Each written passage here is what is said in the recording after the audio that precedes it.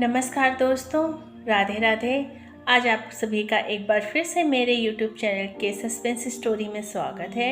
मैं कामिनी आज आपको फिर से एक नई कहानी सुनाने जा रही हूँ। तो आज की हमारी कहानी का शीर्षक है माँ को बासी रोटी क्यों। कहानी पूरी सुनिएगा। अगर आपको कहानी पसंद आए तो प्लीज़ चैनल को सब्सक्राइब करिएगा, वीडियो को लाइक करिएगा और कमेंट में बताइएगा ये कहानी आपको कैसी लगी। जून का महीना, चिलचिलाती हुई गर्मी पड़ रही थी। खुले आसमान के नीचे भी सुमित्रा जी को नींद नहीं आ रही थी। नींद आती भी कैसे? आज सुबह से ही सुमित्रा जी ने अनाज का एक दाना भी तो नहीं खाया था। पेट की अंतड़ियां सिकुड़ रही थी। रात के करीब 2 बज रहे थे। सुमित्रा जी रसोई में जाकर खाना ढूंढ रही थी, पर रसोई में खाने के लिए कुछ नहीं था। फिर उन्होंने सोचा, चलो एक गिलास दूध ही पी लें। फ्रिज खोला तो दूध का भगोना भी खाली था। जब कुछ खाने पीने को नहीं मिला तो एक गिलास पानी पीकर वापस खुले आसमान के नीचे जमीन पर बिछी हुई चटाई पर लेट गईं। एक तो जोरदार गर्मी, दूसरा भूख से परेशान होकर बस इधर से उधर करवट बदल रही थी और बार बार आसमान में टिमटिमाते हुए तारों को देख रही थी। कब सुबह हो, कब उन्हें कुछ खाने को मिले। सुमित्रा जी रसोई में जाकर कुछ बनाकर खा सकती थी, मगर रसोई में जाकर कुछ बनाती तो खटर पटर की आवाज़ से उनकी बहू बेटे, जो अपने कमरे में आराम से कूलर चलाकर सो रहे थे, कहीं वह जाग न जाएं। सुमित्रा जी के कमरे में कूलर तो छोड़ो, पंखा भी नहीं लगा हुआ था, इसलिए वो खुले आसमान के नीचे चटाई बिछाकर ही सोती थीं। कल बेटे के दोस्त की शादी थी, तो बहू बेटे सुबह से ही शादी के फंक्शन में गए हुए थे, तो खाना पीना रात को खाकर ही आए थे। सुमित्रा जी के लिए रात की बची हुई 2 बासी रोटियां रख दी गई थीं और सुमित्रा जी से ये कह गए थे कि चाय बनाकर रोटियां उनके साथ खा लेना। सुबह अक्सर रात की बची हुई रोटियां सुमित्रा जी को खाने के लिए दी जाती थीं। सुमित्रा जी को रात की ठंडी बासी रोटी खाने की आदत पड़ गई। उन्होंने बहू के कहने पर अपना सिर हाँ में हिला दिया। उन्हें हिदायत देकर बहू बेटे तो अपने दोस्त की शादी में चले गए। गर्मी बहुत ज़्यादा थी, इसलिए सुमित्रा जी बाहर आंगन में चारपाई बिछाकर बैठ गईं। रात को जब सुमित्रा जी को भूख लगी तब वह खाना लेने के लिए रसोई में गईं। जब रोटी निकालने के लिए कैस्ट्रॉल खोला तो देखा उसमें बहुत सारी चींटियां रोटियों पर लगी हैं। अब सुमित्रा जी को भूख बहुत ज़ोर से लग रही थी, लेकिन रसोई में कुछ भी नहीं था। फ्रिज खोलकर देखा तो उसमें भी खाने के लिए कुछ नहीं था। रात के करीब 11 बजे बहू और बेटे शादी में से वापस आए, लेकिन सुमित्रा जी की अपनी बहू से इतनी रात को कुछ खाने को मांगने के लिए हिम्मत न हुई, इसलिए चुपचाप से खुले आसमान के नीचे लेटी रहीं और बहू बेटे अपने कमरे में सोने के लिए चले गए। लेकिन जैसे जैसे रात का अंधियारा बढ़ता गया, सुमित्रा जी की भूख भी बढ़ती जा रही थी, इसलिए वह रात के अंधेरे में भी रसोई में जाकर फिर से कुछ न कुछ खाने के लिए ढूंढ रही थी। सुबह मुर्गे की आवाज़ के साथ ही उनकी आंख खुली और बाहर आंगन में आकर देखा तो रसोई में बहू आरती खाना बना रही थी। खाने की खुशबू से सुमित्रा जी को और भी तेज़ भूख लगने लगी। मन ही मन में सोच रही थी, चलो अब तो खाना मिलेगा। लेकिन थोड़ी ही देर में आती एक चाय का प्याला सुमित्रा जी के हाथ में पकड़ाते हुए बोली, आज इतनी देर लगा दी आपने उठने में? जल्दी से चाय पीकर पूरे घर की साफ़ सफाई कर दो और बाथरूम में जो कुछ कपड़े पड़े हैं उनको भी धो के जल्दी से छत पर सुखा देना, और सारा काम हो जाए तो किचन में आकर मेरा हाथ बटा देना। अभी थोड़ी ही देर में मेरे मायके से मेरे भैया और भाभी आने वाले हैं, इसलिए मैं जल्दी जल्दी खाना तैयार कर रही हूँ। आप थोड़ा जल्दी जल्दी हाथ पांव चलाओ और किसी भी काम में ज़रा सी भी देरी नहीं होनी चाहिए, नहीं तो तुम उन लोगों के सामने काम करके मुझे ये जताने की कोशिश करोगी कि मैं घर के सारे काम तुमसे ही करवाती हूँ। सुमित्रा जी बहू के आगे कुछ बोल ही नहीं पाई और एक कप चाय की प्याली से ही उन्होंने अपने पेट की भूख को शांत किया। पूरे घर की सफाई करने के बाद, बाथरूम में पड़े कपड़े धोने के बाद सुमित्रा जी बहू से बोली, बहू अब तो घर का सारा काम हो चुका है, रात से कुछ नहीं खाया, बहुत तेज भूख लग रही है। भूख के मारे अब तो हाथ पैर चलना बंद हो गए हैं, कुछ खाने के लिए दे दो। रात को जो रोटियां रख कर गई थी उसमें चींटियां लग गई थीं। अच्छा, गर्म गर्म खाना देखा नहीं कि झूठ बोलना भी सीख गई हो। किसी और को बुद्धू बनाना, इन बातों से मैं आपकी बातों में आने वाली नहीं। शर्म नहीं आती आपको खाने के लिए झूठ बोलते हुए? अभी आपको कुछ खाने के लिए नहीं मिलेगा जब तक मेरे मायके से भैया भाभी आकर खाना नहीं खा लेते। अरे अगर कुछ कम पड़ गया तो, अगर कुछ बच जाएगा तो मैं बाद में दे दूंगी। और अब इधर मेरे सर पर मत खड़ी रहो। हाथ में 2 बिस्कुट थमाते हुए आरती बोली, जाओ अपने कमरे में बैठकर इन्हें खाकर वहीं बैठ जाना। जब मेरे मायके वाले आए तो उनके सामने इधर उधर ज़्यादा मत घूमना। सावित्री जी हाथ में 2 बिस्कुट लिए और बहू की कड़वी बातों को सुनकर अपने कमरे में जाकर बैठ गईं और सोचने लगी, अपने बेटे से भी क्या कहूँ जब बेटा भी अपनी पत्नी की ही सारी बातें सुनता है। जब से शादी हुई है उसे तो अपनी बूढ़ी माँ की तकलीफ दिखाई ही नहीं देती। कितनी पूजा पाठ और मिन्नतों के बाद हमें बेटा मिला था। सोचा था बुढ़ापे में हमारे जीने का सहारा बनेगा, लेकिन बेटा अपनी माँ को देखकर भी अनदेखा कर देता है। उसे तो बस अपनी पत्नी आरती के अलावा और कोई दिखाई ही नहीं देता, न सुनाई देता है। कभी 2 पल के लिए भी मेरे पास बैठकर यह नहीं पूछता, माँ आपने दवाई खाई है या नहीं खाई, खाना खाया है या नहीं खाया, आपकी तबीयत ठीक है या नहीं। अपने बेटे के मुंह से माँ शब्द सुनने के लिए भी मेरे कान तरस जाते हैं। जब भी मुंह से कुछ बोलता है तो बस आग ही उगलता है। ऐसा लगता है उसकी बातों से जैसे कच्चा ही चबा जाएगा। अरे कितने नाजों से पाला पोसा था हमने उसे, क्या था हमारे पास।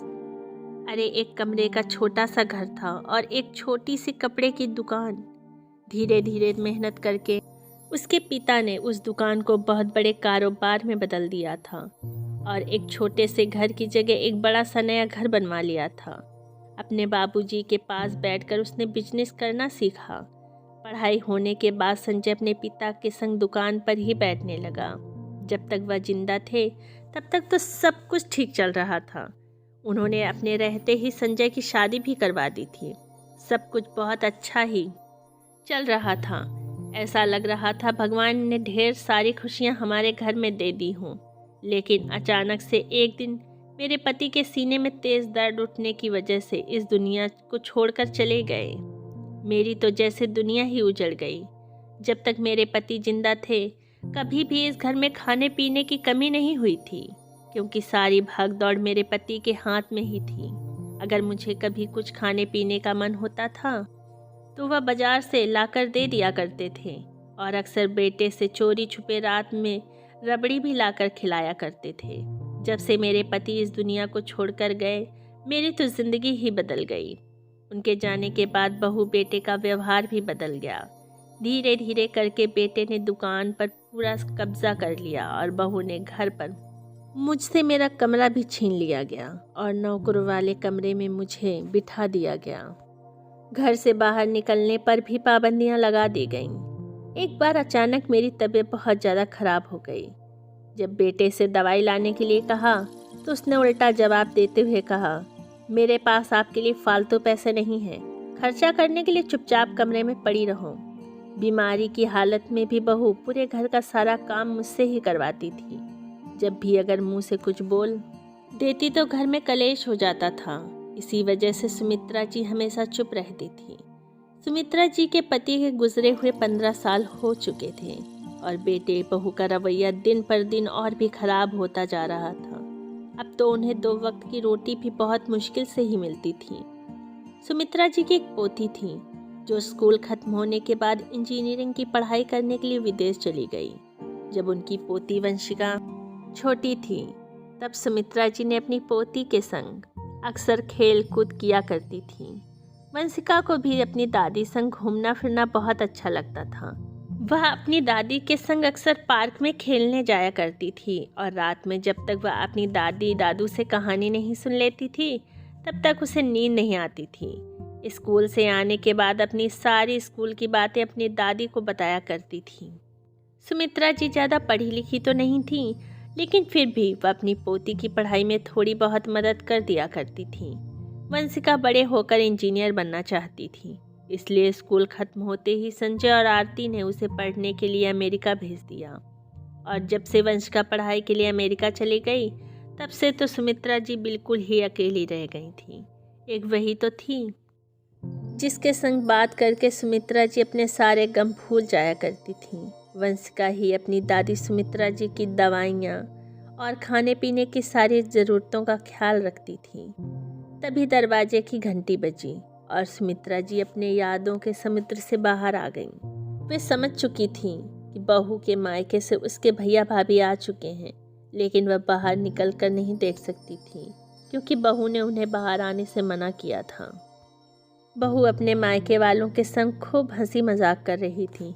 जोर शोर से नाश्ता पानी भी चल रहा था।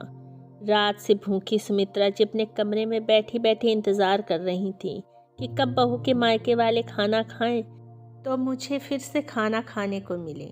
बहू के मायके वालों को आए 2 घंटे हो चुके थे। थोड़ी देर बाद सभी लोग डाइनिंग टेबल पर आकर बैठ गए और सब खाना खाने लगते हैं। खाने की खुशबू से सुमित्रा जी को और भी तेज भूख लगने लगी।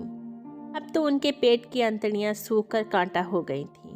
वह पानी पी पी कर अपनी भूख मिटाने की कोशिश कर रही थी, लेकिन पानी भी पीते पीते अब भूख खत्म हो चुकी थी। इसलिए वह पानी लेने के लिए अपने कमरे से बाहर निकलकर रसोई में गईं। तभी बहू की भाभी बोली, दीदी आपकी सास घर में कुछ काम धाम करती हैं आपके संग या नहीं, या दिन भर पड़े पड़े खाती रहती हैं? नहीं भाभी, आप ही कैसी बातें कर रही हो, अभी तो बुढ़िया बूढ़ी हो गई है। हाँ, ज़्यादा नहीं, थोड़ा बहुत काम काज कर लेती हैं। अरे बैठे बैठे थोड़ी मुफ्त में उसको खाना खिलाती रहूँगी। सुमित्रा जी रसोई में खड़ी खड़ी अपनी बहू की बातें सुन रही थी। बहू के शब्द उन्हें तीर की तरह चुभ रहे थे। उनकी आंखों से लगातार आंसू बह रहे थे। बहू तो ऐसे कह रही है जैसे मैं उसकी कमाई खा रही हूँ। अरे ये घर, ये दुकान, सब कुछ मेरे पति का है। सोचते सोचते सुमित्रा जी के हाथों से पानी का गिलास गिर गया और पूरी रसोई में चारों तरफ पानी फैल गया। गिलास के गिरने की आवाज़ सुनकर बहू भागकर रसोई में आई और पूरे रसोई में पानी देखकर बुरी तरह से तमतमाते हुए सुमित्रा जी के गाल पर एक जोरदार तमाचा खींच के दे मारा। तुम्हारा दिमाग खराब हो गया है? जब मैंने तुमको मना किया था कि रसोई में मत आना, फिर क्यों रसोई में आई? बुढ़िया, आज तो तेरी खैर नहीं। तेरी चटोरी जीभ तुझको यहाँ ले आई होगी। पूरी रसोई गंदी करके रख दी। चल जल्दी से इसे साफ कर। बहू का चिल्लाना थप्पड़ मारना क्या कुछ कम था? तभी बेटा भी पीछे से चिल्लाता हुआ कहता है, माँ, जब तुम्हारी बहू ने मना किया था तो फिर क्यों किचन में आई? क्यों सबका दिमाग खराब करके रखती हो? अरे पूरे घर में इधर उधर घूमना जरूरी है तुम्हारा? अपने कमरे में एक जगह नहीं बैठा जाता तुमसे? शांति से देखो। कर दिया ना परेशान अपनी बहू को। और दोनों पैर पटकते हुए बहू बेटे रसोई से चले गए। भूखे रहने का दर्द इतना नहीं था जितना बहू के हाथ से थप्पड़ खाकर हुआ। आज तो सुमित्रा जी पूरी तरह से ही टूट चुकी थी और किचन में ही एक कोने में बैठकर अपनी किस्मत पर रो रही थी और भगवान से प्रार्थना कर रही थी, भगवान मेरी जैसी औलाद किसी को मत देना। किचन साफ करके थोड़ी देर बाद सुमित्रा जी अपने कमरे में आकर बैठ जाती हैं। सभी लोग खाना खा खा कर चले जाते हैं। उधर सुमित्रा जी अपने कमरे में बैठी बैठी खाने का इंतज़ार कर रही थी, लेकिन बहू रसोई में ताला लगाकर अपने कमरे में जाकर सो गई। सुमित्रा जी बहू को आवाज़ देते हुए बोली, बहू कुछ खाना बच गया हो तो दे दे, कल रात से कुछ नहीं खाया है, बहुत जोर की भूख लगी है।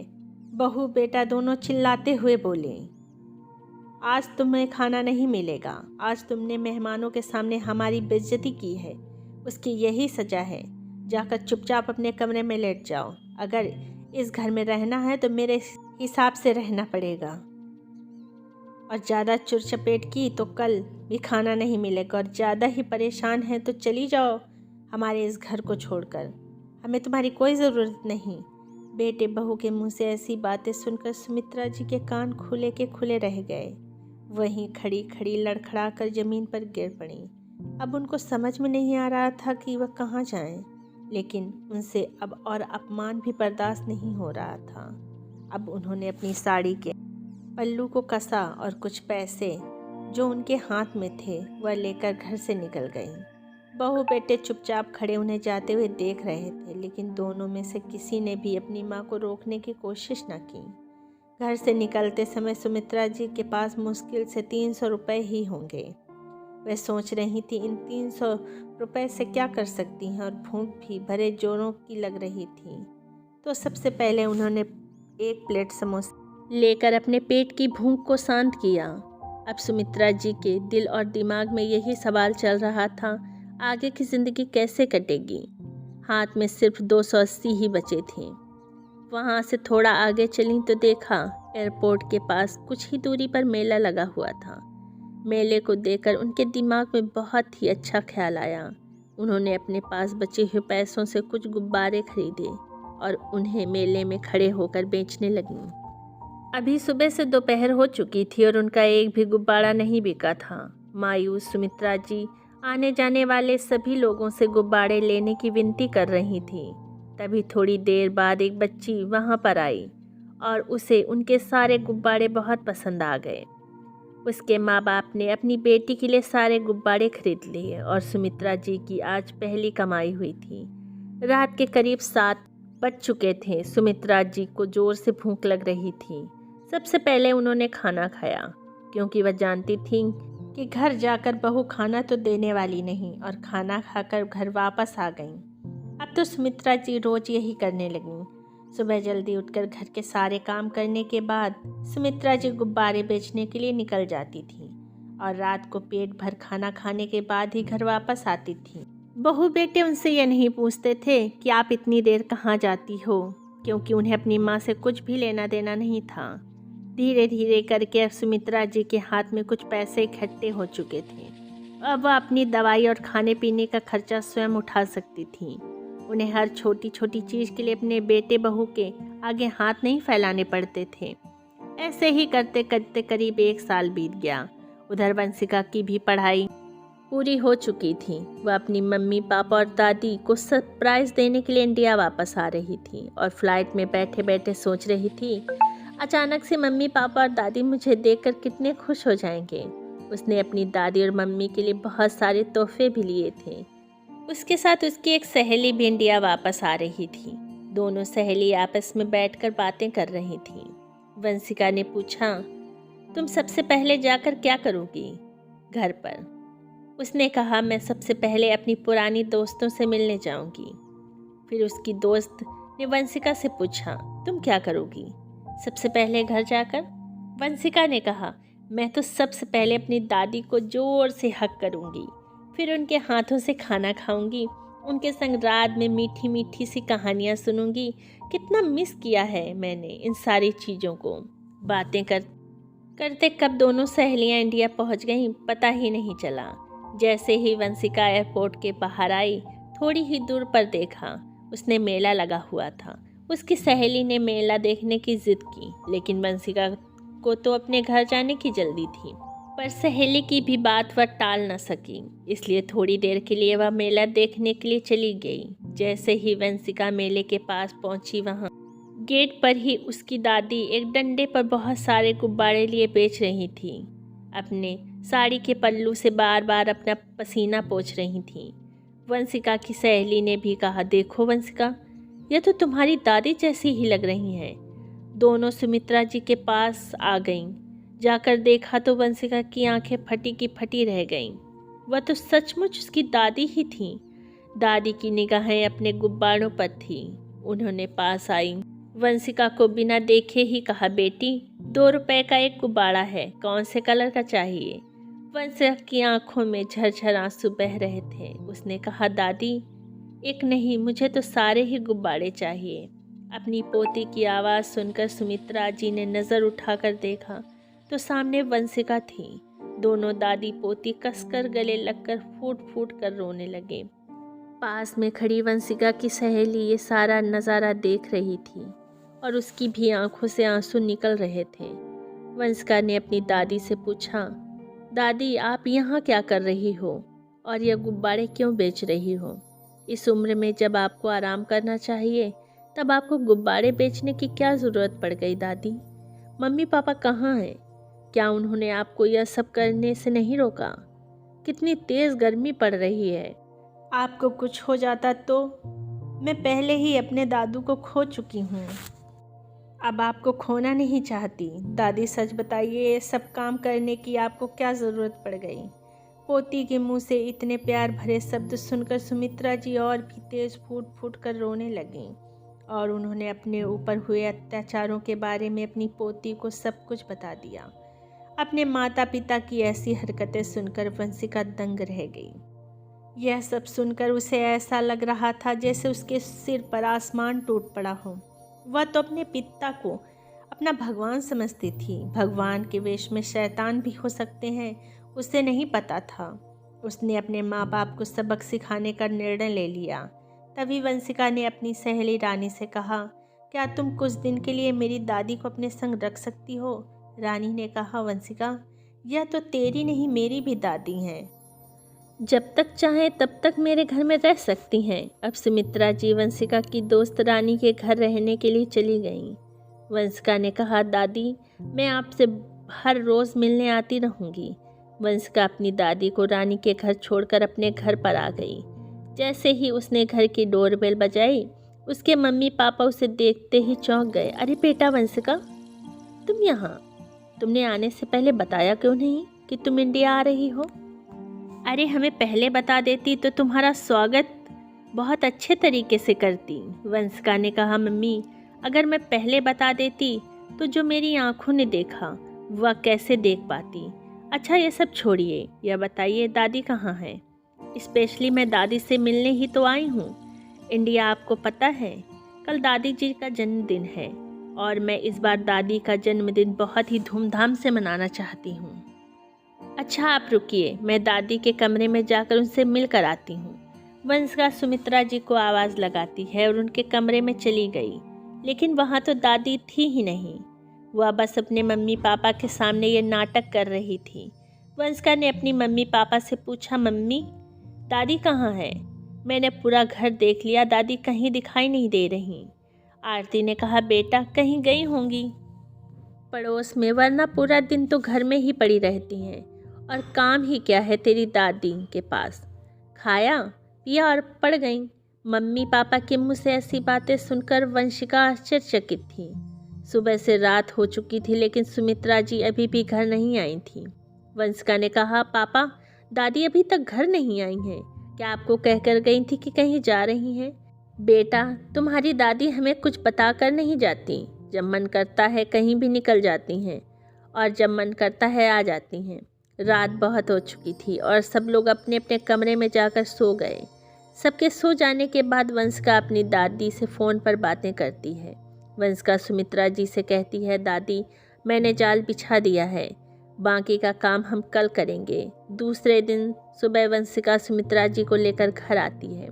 आरती और संजय अपने सामने अपनी माँ को देखते ही हक्के बक्के रह जाते हैं और वंशिका से पूछते हैं, बेटा कहाँ मिली तुम्हें ये बुढ़िया?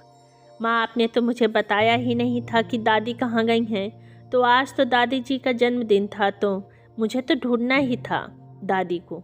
आप लोग कितने एहसान फरामोश हो, झूठ पर झूठ बोले जा रहे थे मुझसे। अरे अगर कल मैं दादी को एयरपोर्ट के पास गुब्बारे बेचते हुए नहीं देखती तो आपकी बातों में आ गई होती। माँ, आप एक औरत होकर भी अपनी बूढ़ी सास के साथ ऐसा कैसे कर सकती हैं? अरे माँ के चरणों में तो स्वर्ग होता है और आपने इस माँ को गाल पर तमाचा मार दिया। आपको तो नर्क में भी जगह नहीं मिली। और पापा, आपको तो दादी ने जन्म दिया है, तो क्या आपको अपनी माँ की तकलीफ़ समझ नहीं आती? अरे यही अगर मैं आप लोगों के संग करूँ तो आपको कैसा लगेगा? आप दोनों से मुझे ऐसी उम्मीद नहीं थी। अरे ये घर, दुकान, सब कुछ मेरे दादा दादू का ही तो है। और फिर आपने इन्हें इन्हीं के घर से जाने के लिए कह दिया और खाने के नाम पर 2 रात की बची हुई सूखी रोटी देते थे। कमरे में एक पंखा तक नहीं लगवाया आपने।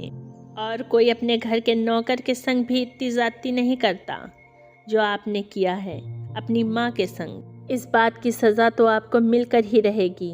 वंशिका सुबह दादी को लेने से पहले पुलिस स्टेशन जाकर अपने माता पिता के खिलाफ रिपोर्ट लिखवा कर आई थी। थोड़ी ही देर में इंस्पेक्टर घर पर पहुंच जाते हैं और सावित्री जो को हरेसमेंट करने के जुर्म में दोनों को गिरफ्तार कर लेते हैं।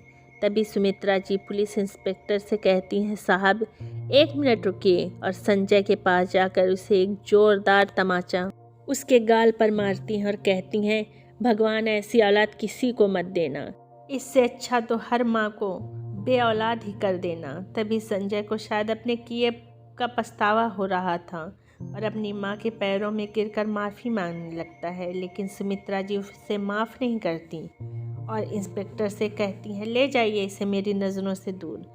संजय और आरती को सावित्री जी को परेशान और हैरेसमेंट करने के जुर्म में 10 साल की सज़ा हो जाती है और उधर वंशिका और सुमित्रा जी खुशी खुशी रहने लगती हैं और वंशिका आज अपनी दादी का जन्मदिन बहुत ही धूमधाम से मना रही है।